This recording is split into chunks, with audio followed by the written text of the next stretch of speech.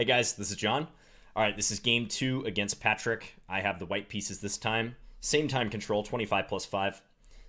I'm going to again try to throw him a curveball in the opening, playing c4, move 1. I reloaded on the caffeine in between the games, got some tea. I don't actually know what Patrick plays against the English. And I gotta say, I've been very successful with the English in the limited number of times that I played it over the board. I think in the database I have something like, I don't know, an 80% record. But haven't played it a whole lot, but the games that I have tried it in have been successful. Okay, so he goes e6, so he looks like he's going to try to get into a QGD style setup. Okay, now I'm tempted to play d4 because I like playing the orthodox Queen's Gambit declined, especially the exchange variation. But I might keep it in the spirit of a flank opening.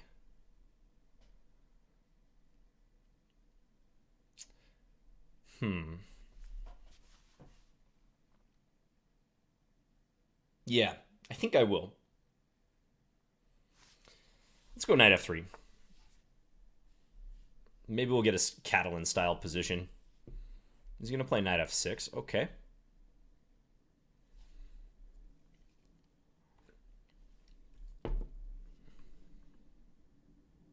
I could play knight c3 here. That would be my normal move, but again, d5, and it's going to be a Queen's Gambit decline, albeit not an exchange variation. Most likely. Let's play g3. Again, keep it flanky. Difference is I'm not committing my d-pawn yet. d4 is always going to lead to more mainline d4 positions. I think the best move here for black is just d5. He could also play c5 and try to take it into a symmetrical English style setup. That would be perfectly fine too.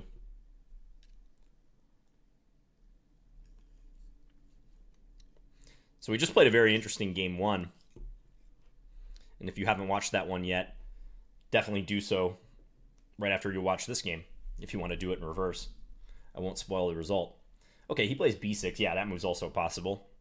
He's going to set up a counter fianchetto.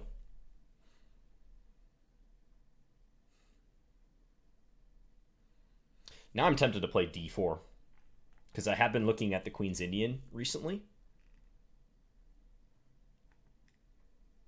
And if I castle, that does give him the option of playing c5. So I think I am going to play d4. I said I was going to keep it flanky, but given that he played this, I'm going to transpose into this because I'd like some practice in this line too.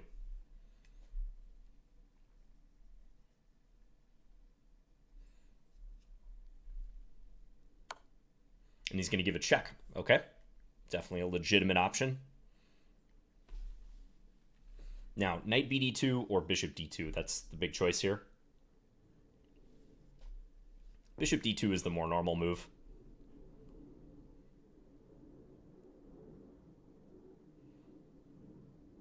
Knight bd2 strives to keep more pieces on board. Don't remember knight bd2 as well, though. Yeah, I think I'm just going to play bishop d2.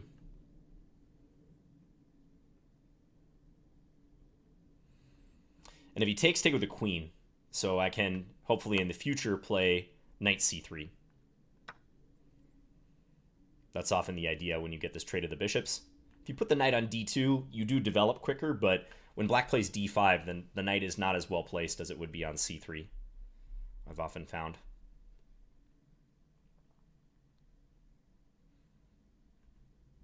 Okay, let's castle as well.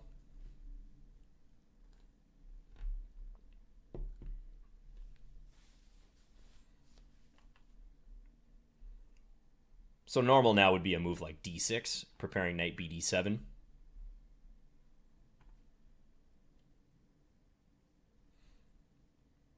One thing I'll think about, though, is timing knight c3. I may not want to play it next, because then he could play knight e4. Although, I'm just thinking maybe if knight c3, knight e4, queen c2, knight takes c3, sometimes you have knight g5 shots. I wonder if that works here. That would be very interesting. Knight c3, knight e4, queen c2, knight takes c3. Everything looks normal for black. But knight g5. Huh. I feel like I've looked at this exact position before. Really do. He can take on e2, though. Yeah, taking on e2 check kind of spoils things, doesn't it? Okay. Unfortunately for me.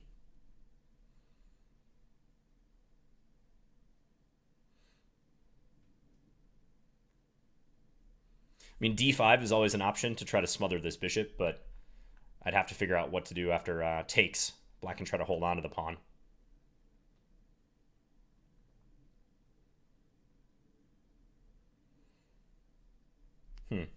That's a shame. I want to make that knight g5 move work. I really like that. Could play rook e1 first. That just always helps in the case of future e4 stuff. If I play queen c2, there's a decent chance he's going to play bishop e4. Although maybe I don't mind that. Maybe I play queen c1 followed by knight c3. Actually, that could be decent.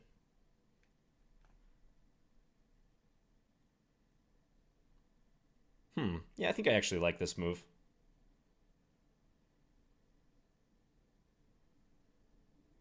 I'm going to do it.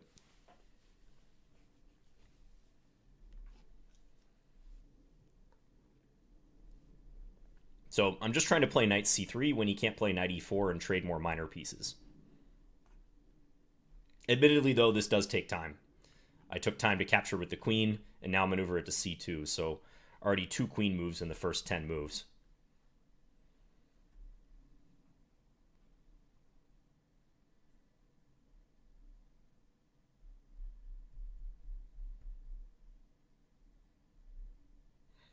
And bishop e4 is totally legitimate. Bishop e4, I could, like I said, play queen c1, but then what happens if he just plays the bishop back? Knight c3, then knight e4. It's kind of similar, even though he's not hitting my queen.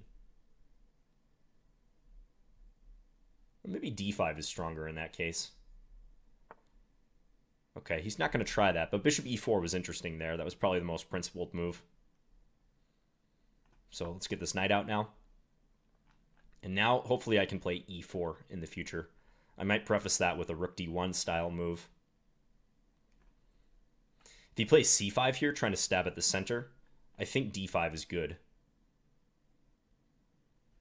Pawn takes, and if knight takes... knight g5 doesn't work there. It's going to go for e5. Maybe on c5 after takes I would have just played knight h4. Yeah, and pinned the pawn to his bishop. So e5. Okay, I think rook d1 looks normal. D5 also possible if I want to try to smother this bishop right away.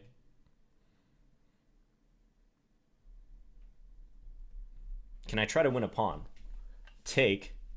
If knight takes, bishop takes, knight takes f7 in between move. Could try it, but on pawn takes, he can also just take with his pawn. Can I play knight takes e5 then?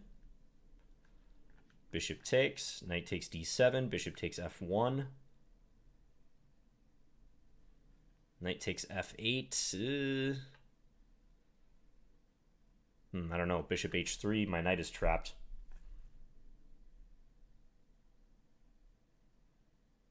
I think I like d5 better. Seems more normal here.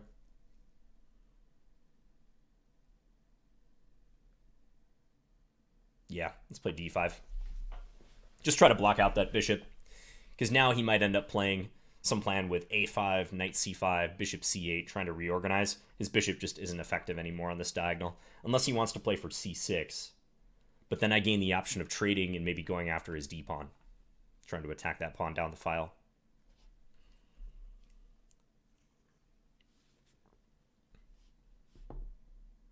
Even though the bishops were lined up with each other, knight g5 wasn't working with his knight stuck on f6 guarding h7.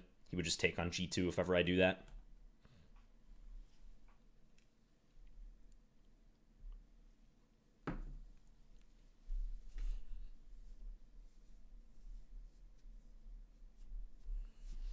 So in this position, I think a5 is most logical for black because he wants to stop me from playing b4.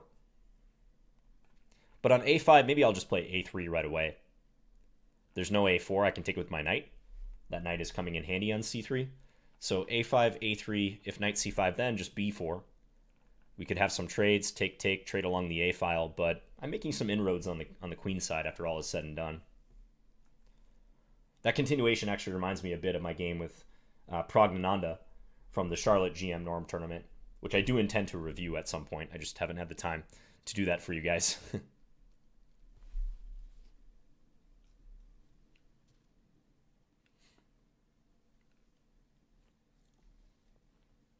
Yeah, he is in a dilemma right now because he knows that I'm going to start expanding on the queen side, but I don't see a good way for him to stop that. I'm going to play b4, and eventually I'd love to get in c5. Okay, he does play a5. So I'll probably just play a3 as I indicated here. Just quickly seeing if there's other options, but to me that looks like the most normal.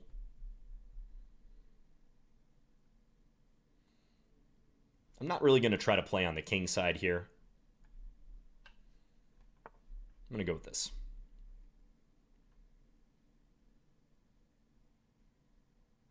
If he plays bishop a6 and attacks my c4 pawn, I can just play knight d2. Guard it.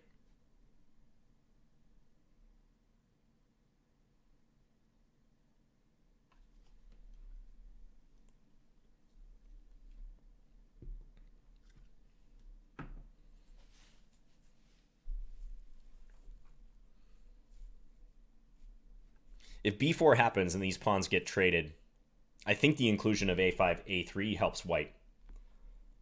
Because then the a file will probably be mine in the future. Maybe not. I mean, maybe he can play queen e7 here, and after b4 trade, just swap all the rooks. Rook takes a1, rook takes a1, rook a8. But even there, after a trade of rooks, queen a4, I feel like I'm creeping into his position. And the c7 pawn is what I'm really going to try to attack in the future. Knight b5, queen a7. There could be some involved maneuvering, but yeah, I want to attack that target.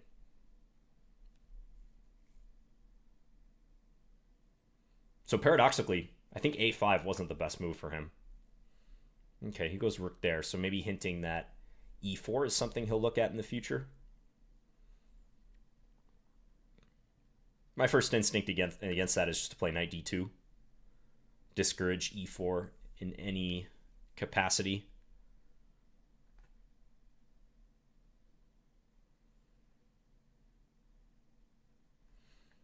Let's see, though. If just b4, let's say take.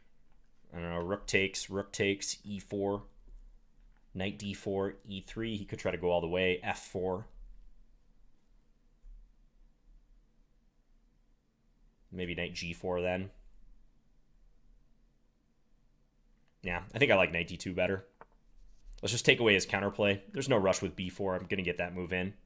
Knight d2 also unveils my bishop, so it makes it harder for him to play c6 if he plans on doing that ever. He could try rook c8 here. So on b4, he could play c6. Maybe after a trade of pawns. But rook c8, knight b5 actually looks pretty annoying for him. Then I always have this option of knight a7 against c6. And d6 is weak too. Okay, knight f8. He's going to maneuver.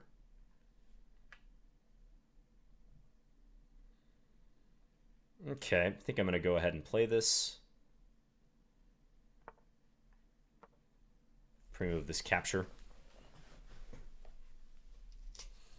We're both doing all right on the clock through 14 moves.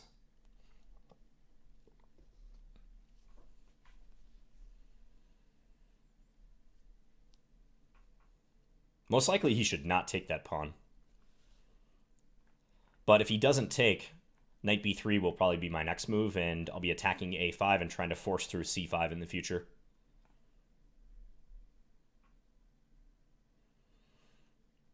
My king is quite solid, so it's going to be hard for him to launch some sort of kingside attack. Even though black's pawn structure reminds you a bit of the king's Indian, it's a lot less dynamic than the king's Indian for attacking potential. He doesn't have a dark square bishop. I don't have a pawn on e4 for him to attack with an f5 move. So I found in these structures the play often shifts more so to the queen side, which I think should benefit white.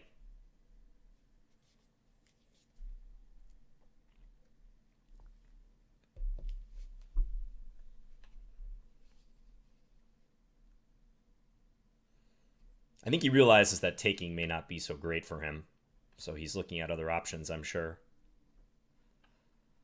But yeah, thing is, after knight b3, I can threaten to take, whereupon he'd have to take back with a pawn. I mean, that still might even be his best option. That also happens in the king's Indian. In the meantime, though, if he's not going to play on the queen side, what other constructive plans does he have? I mean, he could try to get something going on the king side, but as I said, it's tough. I mean, knight g6 would be the logical completion of this maneuver with knight f8, but where's the knight going? These squares are taken away. And I see sometimes people attack with the h-pawn in these situations, but I'll just ignore it if he does that. I won't take it when it lands on h4 because that would weaken my king. I mean, maybe he can try h5, h4, take. I'd probably take with the h-pawn. Knight g4, queen g5, queen h5, some plan like that. It does take quite a few tempi to execute, though.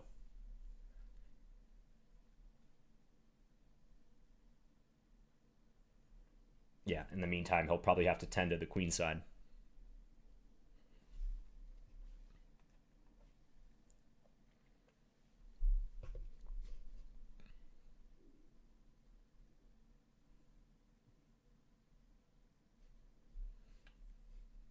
I do like that Patrick is thinking here, though. I would say his time management has been pretty good. He's thinking at the moments that I, as a coach, would like him to think at.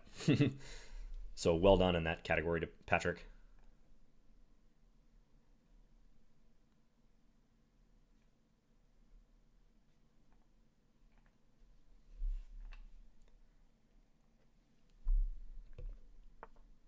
He plays knight g6. Okay. Good move, I think.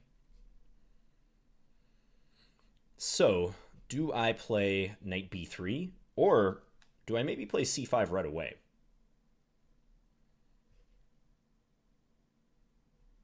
The thing about c5 right away is I wonder if he can take this way and try to attack this pawn on d5.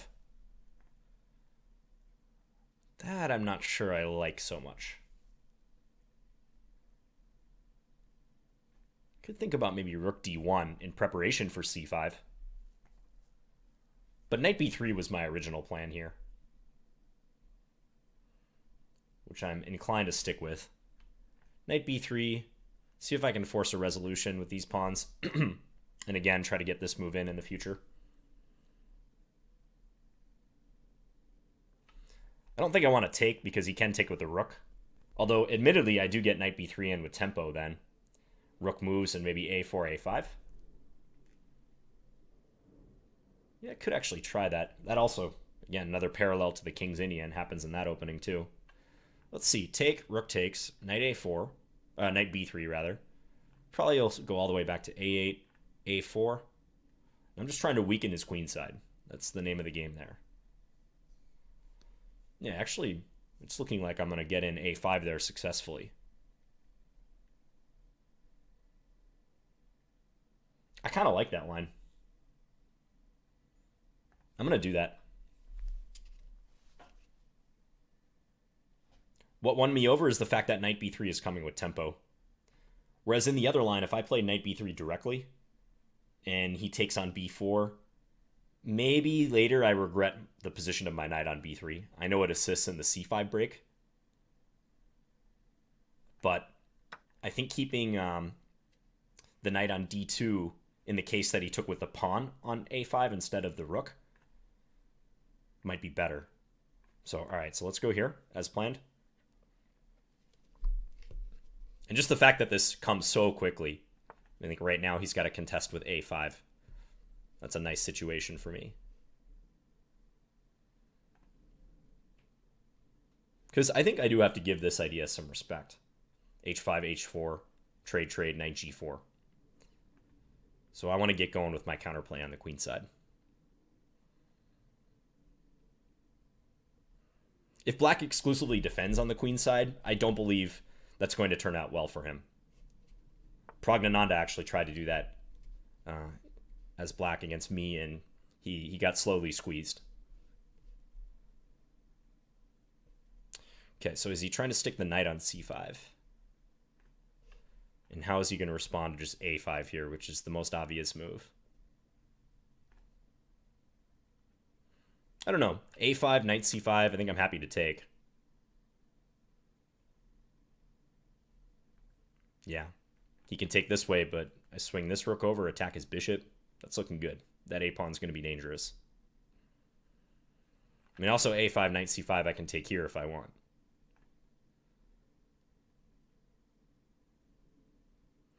Maybe a5, he'll play bishop a6.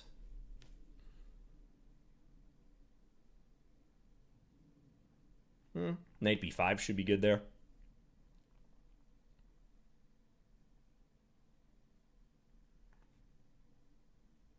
Even knight d2 if I have to.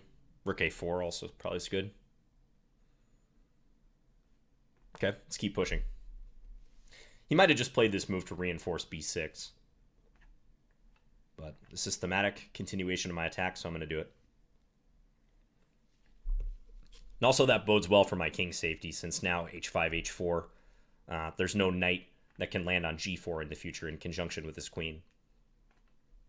Also, I shouldn't forget that bishop h3 could be annoying, hitting that knight if I ever need to. Because my bishop, too, is staring at this pawn. It's probably not going to be so useful on this diagonal, but I might switch it to h3.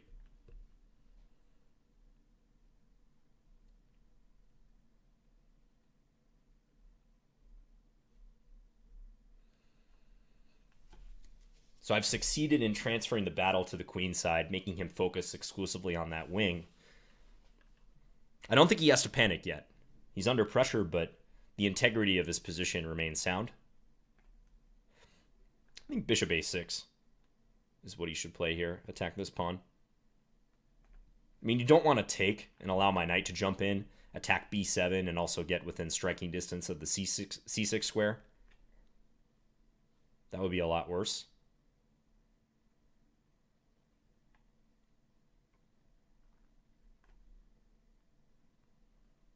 So on bishop a6, what to do?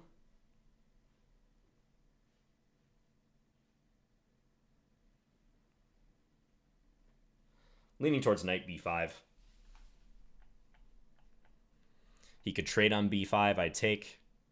Let's say take on a5, knight takes. Knight c5, I get my knight into c6. Or maybe knight back to b3, even try to trade for his knight. That still looks good.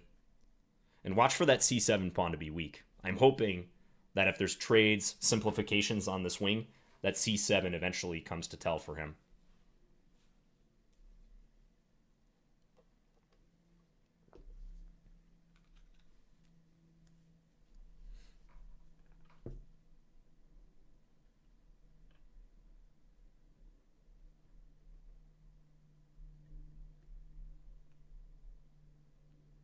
It's a tough spot because he'd like to generate counterplay on the king side, but I just don't see how that's panning out. He's going to go for knight c5. Okay, so I could take. I think if take, he's going to take with a b pawn. And even though I gain a pass pawn here, he'll try to blockade it. I could also take on b6. Those are my two candidate moves. If I take on b6, he'll take. Maybe... I mean, I could take here then, but he gets to straighten out his pawns. Intuitively, I like taking on b6 a bit more than taking on c5 at first glance. Just because I do feel after takes, his bishop is going to park itself here, and it might be tough to dislodge that piece.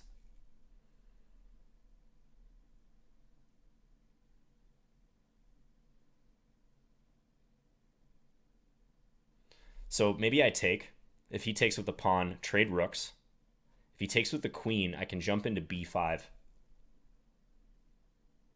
and attack d6 and also threaten knight c7. He does have queen a4 there, however.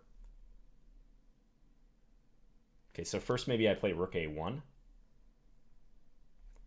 So take b6, he takes, rook takes, queen takes, rook a1.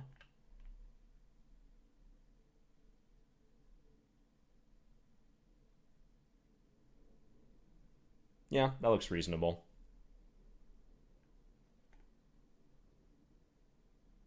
Yeah, let's take.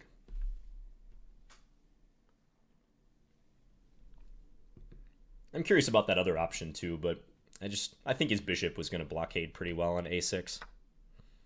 So he does take.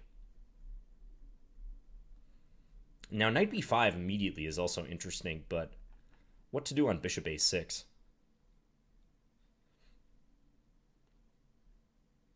I think I should take on a8 first. Try to misplace his queen.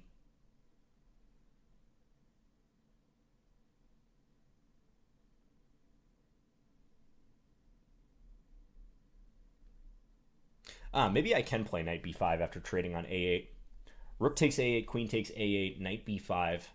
And if queen a4, I can take on d6 there. And then take on b7 on the next move. That's important.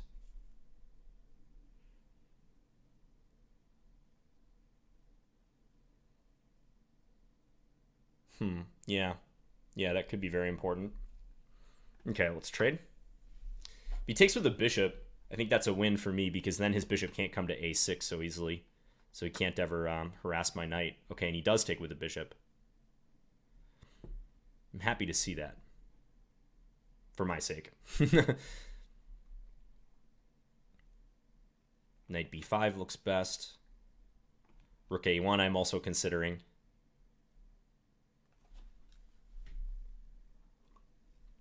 Don't think I need to be in a hurry to take on c5 and let him take this way. I want to keep both of these weaknesses in play.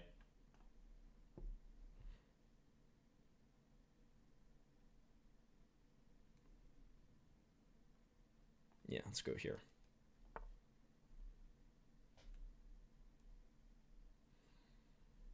Some nagging pressure now on the queen side.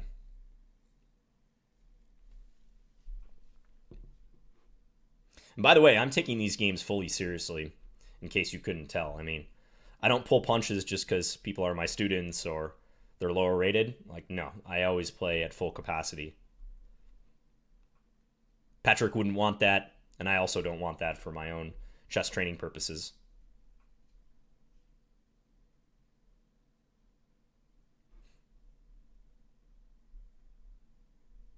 My next move will probably be rook a1. I just played knight b5 first because I like the pressure on d6, the fact that it chains his queen to the defense of this pawn. I'll welcome a trade on b3 because then my queen could potentially get up to b4 and further attack d6. So I think he should keep this knight planted on c5, just not move it. Thing is, though, after I play rook a1, there may be a point where I can take, and if he takes with the b pawn, I can swing the rook up to a6 and hit the pawn that way. Again, his bishop not being on b7 could hurt him. So he plays the knight back. So maybe he wants to go to c8 to assist in the defense. But if I play rook a1 right now, knight c8 just loses to rook takes a8.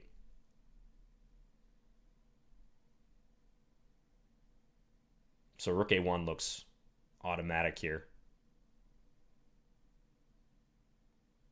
Yeah, let's do it. Take the file. No threats on d5 I have to worry about.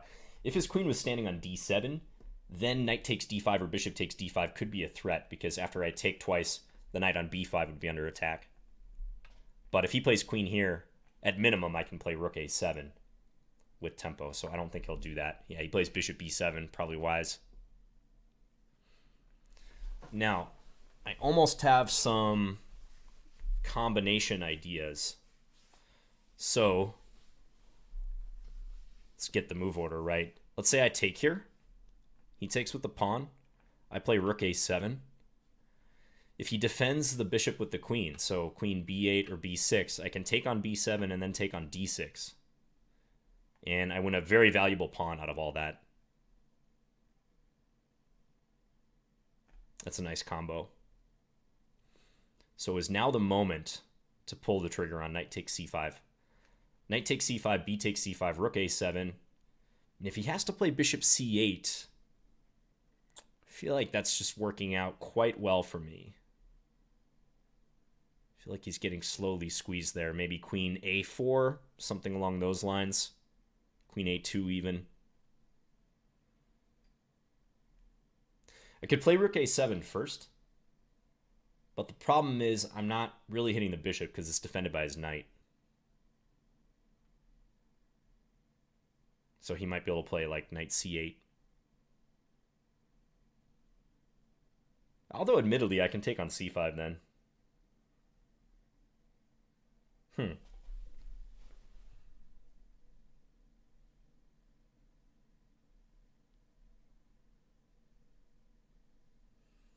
I think I like taking on c5 first. But rook a7 might obscure my intentions. Rook a7, knight c8. I take c5. Yeah,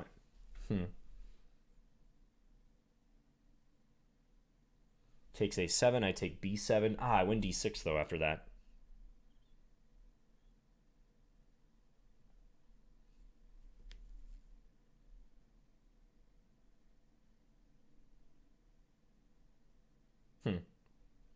In that case, that might just be good.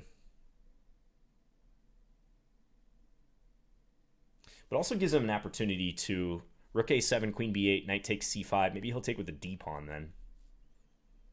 There could be some trouble with this bishop, but... Okay, this is a very small move order thing. I think I'm just going to take. I think that's an example of a situation where you shouldn't spend too much time. The moves are quite similar. So I'll just take.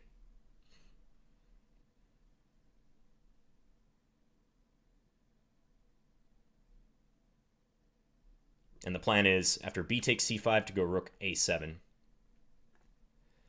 And on this capture, I have options. Maybe even d6. Because if bishop takes g2, I take on e7 with tempo on his queen. I would win a piece there. So take d6, he'd have to play knight c6. And I wonder if I can tactically exploit that. Maybe not. It looks precarious for him, but maybe not. He takes with the b pawn. All right. So let's come in here. And again, if he defends the bishop, I have this nice rook takes b7, knight takes d6 plan.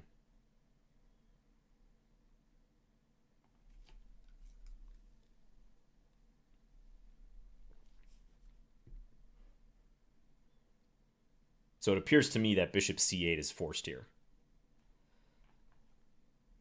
And he's very passive, but he's holding for now.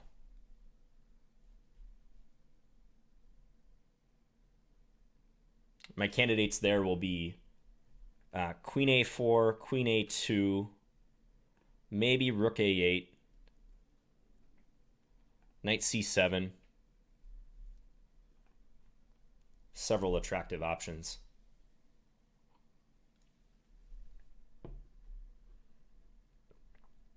Knight c7 is the most direct. It hits the rook, but after rook f8, I'm not sure how to follow up.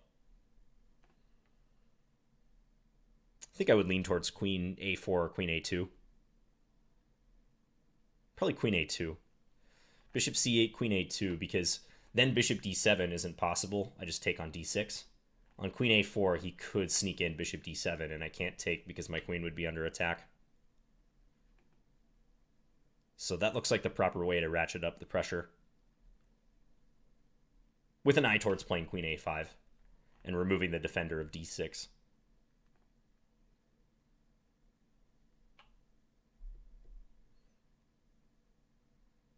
If he ever plays his knight out to f5, it's nice that I haven't moved my e-pawn. I can play e3, restrict its movements, stop knight d4.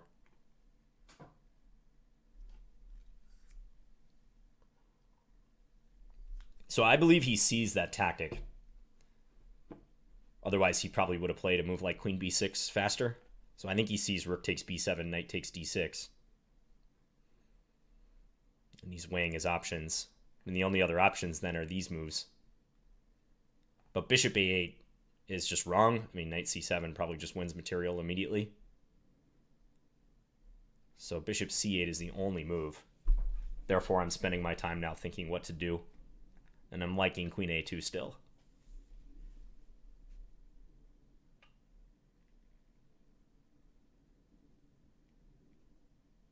And this is the target now. Before it was the c7 pawn, but since we had those trades, the capture on c5, the target has shifted. No, okay, he didn't see the tactic. So let's just see if I'm missing anything. Rook takes b7, queen takes b7, knight takes d6. I mean, it crossed my mind that he could try queen b4, knight takes e8, queen e1 check, but I have bishop f1. There's no way he can punish me there. He'll just be down a piece and a pawn. Yeah, so that looks like it's just gonna flat out be a valuable pawn. No back rank tricks. Yeah, nothing.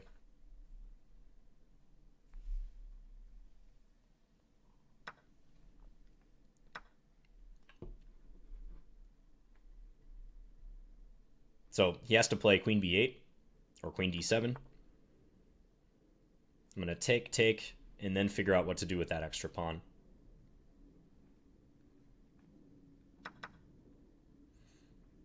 It's tempting to push it right away before his knight gets into a blockading role, because he'd love to plant the knight on d6, just stop that pawn. So I'm going to strongly consider pushing it immediately.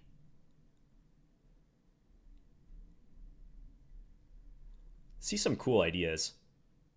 For instance, d6, knight d7, queen d3. And if queen d7, there's bishop h3. Queen takes d7, and that pawn will promote. He'll have to sack his queen for it. So that's a cool line. If d6, knight here, at minimum I can play queen a4. And I think that just wins. e4, bishop takes, queen a8. Leads to mate. So his back rank issues might come to tell here too. But yeah, d6, knight c8. And then just the simple queen d3. Looks very nearly decisive here. And I guess he can play knight b6 then. But bishop here, and I'm insisting on d7. He can still hold out on d8. But man, that's very precarious.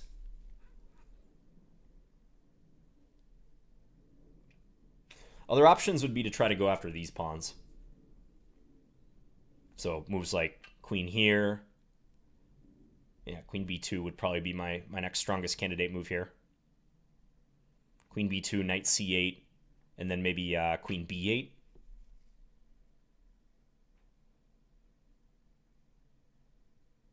Queen d7.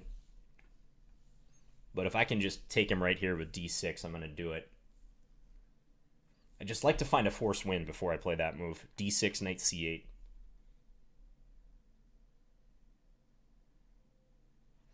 Queen d3.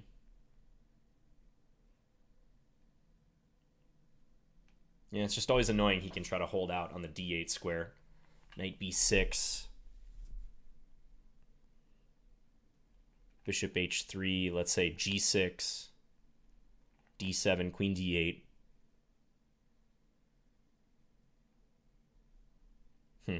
You might succeed in shutting out my bishop.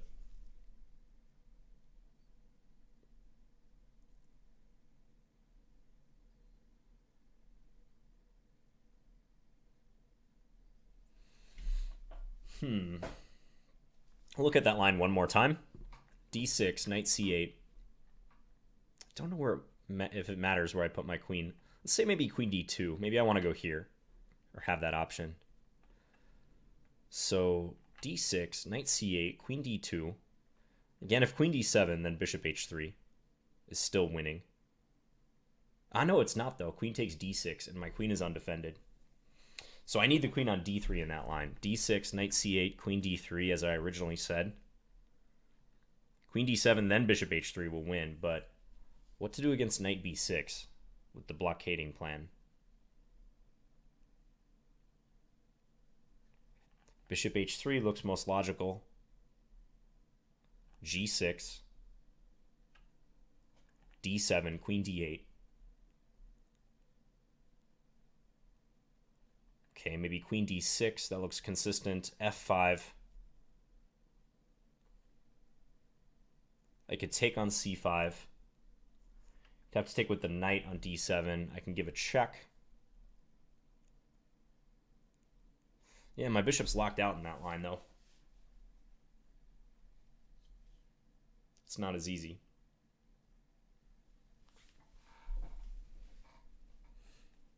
So maybe I don't take the risk. Maybe I play queen b2. And I don't think his knight will easily be able to blockade on d6. So queen b2 looks appropriate. Queen b2, knight c8. And I think I was saying queen here at that point. Yeah, with d6 in mind. That's tough to defend. Queen d7 maybe. But then he loses e5. Yeah, that's tough to defend. The queen attacking the e-pawn from b8 is very nice.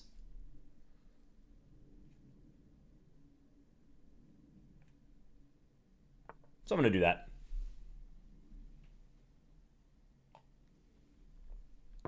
Because kind of like the last game, if he starts putting his pawns on the opposite color of my light square bishop, so if he puts them on dark squares, plays f6 in particular, that bishop gains so much influence. When I play bishop h3, it could land on e6 in the future. You can see in that other line, I was having a hard time reckoning with g6 and f5, keeping the light square bishop out. That was the only reason I didn't play d6. Whereas here, my queen gets into a better spot than being behind the pawn. Usually you want your heavy pieces behind the pawn to escort them, but d6 was a committal move because I think if I don't queen that pawn or win material, then there's a good chance he'll be able to corral it. So I like this better. Like, keep this protected pass pawn, just attack his weaknesses. I can probe with the queen. I keep all my options open, basically. And the only construction I really have to worry about is that one. Oh, he can play knight f5 here, by the way. That might be better. Although I can come into b6 in that case. Stop knight d6 and also hit this pawn. He kind of suffers from that back rank problem. Not even kind of. He definitely suffers from the back rank problem. Because in many of those lines, it'd be handy if his queen could just park itself on e7 and defend both pawns from there, but I always give a timely check on the 8th rank. So knight f5, queen b6, and he may not be able to defend those pawns. If queen c8, I can try to push the pawn through, or even pin him with bishop h3. That threatens e4. And also bishop takes f5. That's nasty.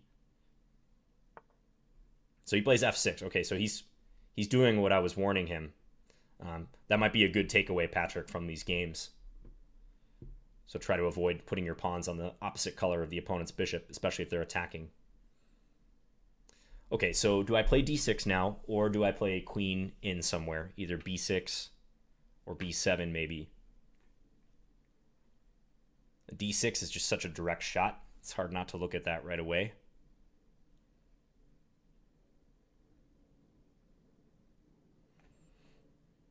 Queen b6 also very tempting.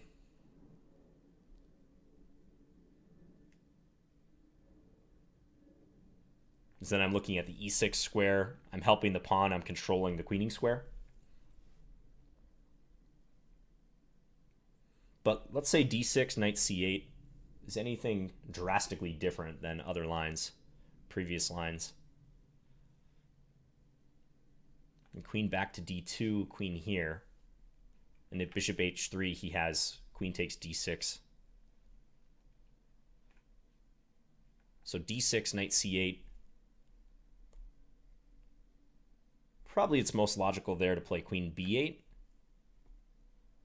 And he's all pinned up, and I'm threatening bishop b7. Yeah, bishop b7 is a huge threat, in fact.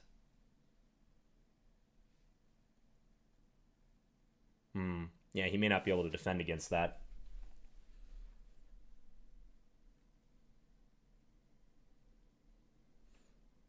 What about d6, knight f5? Anything to look at there? I could throw in this handy check on d5. King f8, queen in. Yeah, and there too, just enormous problems with the back rank.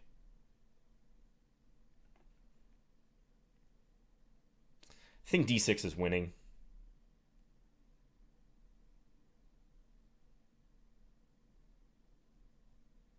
Especially in view of the weakened light squares. d6, knight c8, queen b8. And if queen d7, just bishop b7. I'm going to go up a full piece. Okay, let's do it.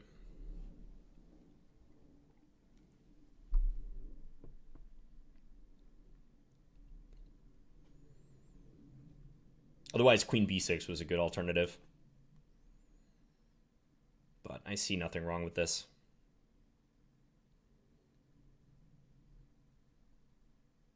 And I didn't look at all his knight moves, like knight g6. It just doesn't really make sense. I think only these moves merit consideration. Knight here, I can always play queen b5. He'd have to play e4 then, and at minimum, I scoop up another pawn.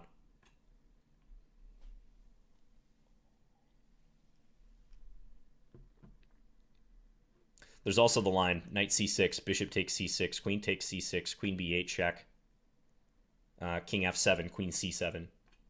Okay, so he plays knight f5. I'm thinking I'm going to throw in that check on d5. Could also just play queen d7 right away, or queen b7 rather, right away.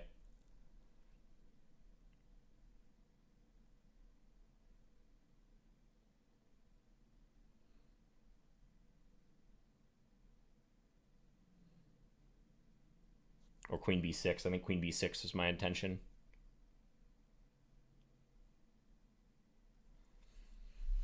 I do like that check, though.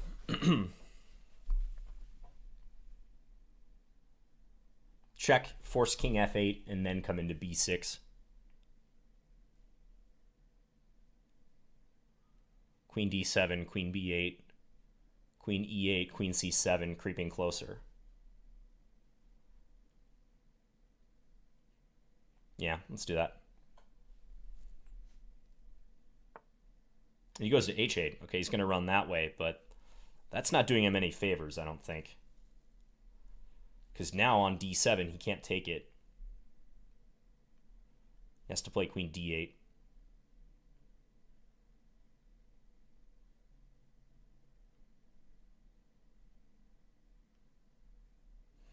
d7, queen d8.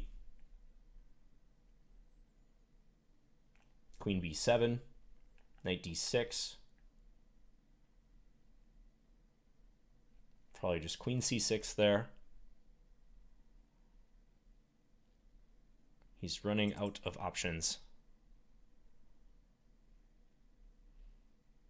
It's also even cute bishop moves to consider, but I think d7 is straightforward enough.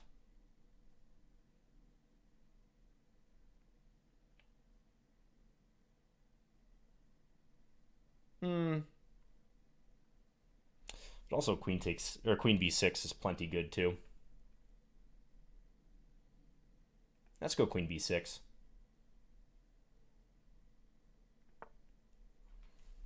Which threatens d7, but also keeps an eye on this pawn too, so I can take that pawn. Yeah, that should be just decisive. I did let my time get a little out of hand here. Go figure, right? But this position is so overwhelming. Didn't think there was much risk.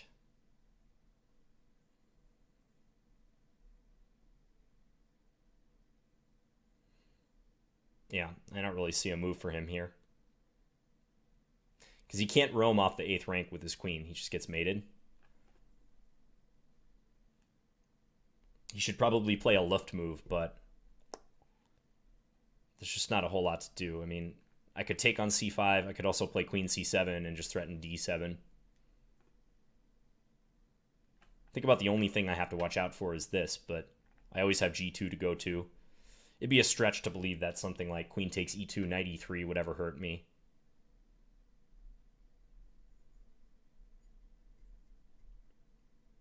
Even still, he might just play h5 and see where that leads.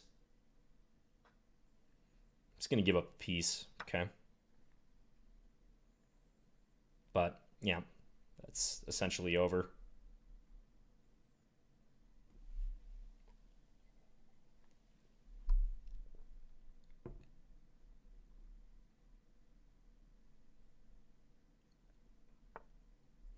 Now h5. Okay, let's just take this pawn.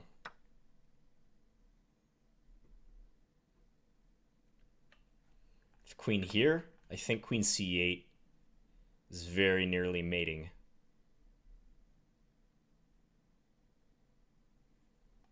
Yeah, let's check.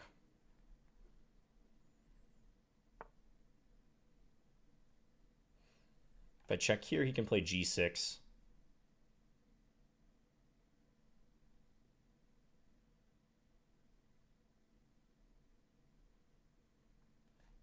Let's check on g8.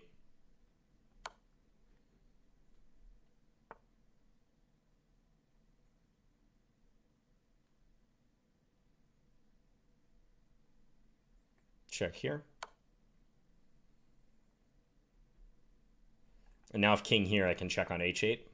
So he goes there, but now I check on the square.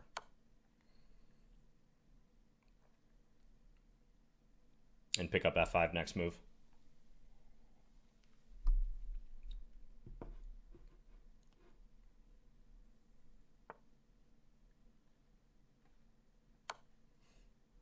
Just mate in 2.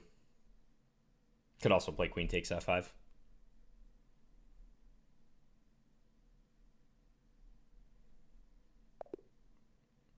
Okay.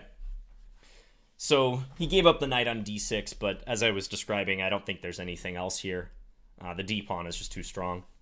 Could have also played d7, but I didn't want to risk. I mean, there's probably still completely winning, but just didn't want to give him an easy move to play queen d8 and risk any potential fortress. So the key moment was when my rook invaded, and he had to play bishop c8 right here.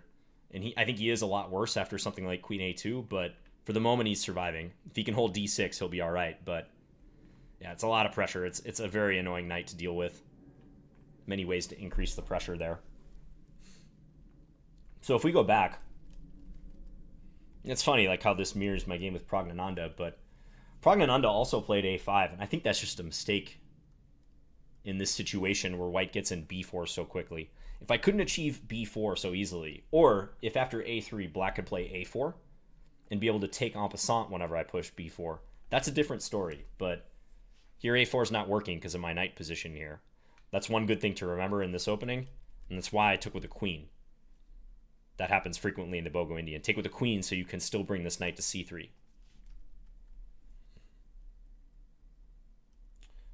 I mean, Patrick, I think you played a pretty solid game. It was just hard to deal with the pressure on the queen side once white's counterplay got going. Maybe this move knight d7 is a step in the wrong direction. Perhaps you should take your chances with a plan like I was describing, h4, h5. Try to trade, knight g4, and swing the queen over. I know that's a lot of moves, and I know you're going to have to deal with some stuff on the queen side, but it seems to me knight d7 just relegates you to passive defense for the rest of the game. But very interesting game. I think you fought well. That first game in particular might have had chances with the fortress there at the end. That still merits analyzing. I guess I probably spoiled that if you haven't watched the first game already. Like I said, definitely go do that. But I think your time management was good. As I was describing, I think you spent time on appropriate moments. So that was good to see. And maybe we can do this again in the future. So thank you to those who watched. Again, if you have any questions or comments, please leave them below. And I'll see you guys around. Bye.